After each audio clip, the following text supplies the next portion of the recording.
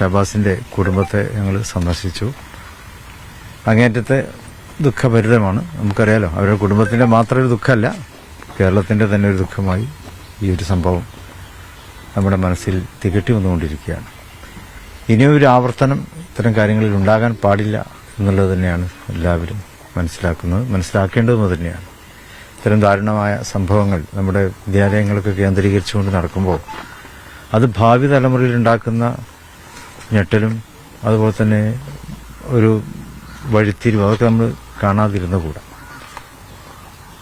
നിയമപരമായിട്ട് തന്നെ ഇതിനെ കർക്കശമായിട്ട് നമ്മൾ നേരിടേണ്ടതുണ്ട്. പഴുതുകൾ അടച്ചുകൊണ്ടുള്ള ഒരു അന്വേഷണമാണ് ഇപ്പോൾ ഈ ഷഹബാസിന്റെ കാര്യത്തിൽ നടത്തേണ്ടത്.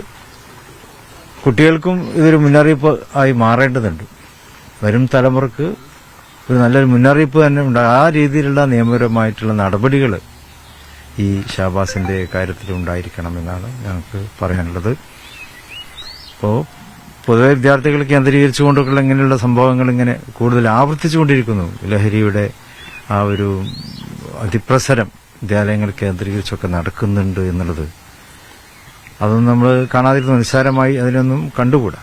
ഇവിടെ അധ്യാപകരും രക്ഷിതാക്കളും സർക്കാരും പൊതുസമൂഹവും മാധ്യമങ്ങളും ഇവരൊക്കെ തന്നെ നമ്മളതിന് നമ്മുടേതായിട്ടുള്ള ഉത്തരവാദിത്തങ്ങൾ നമ്മൾ നിറവേറ്റേണ്ടതുണ്ട്.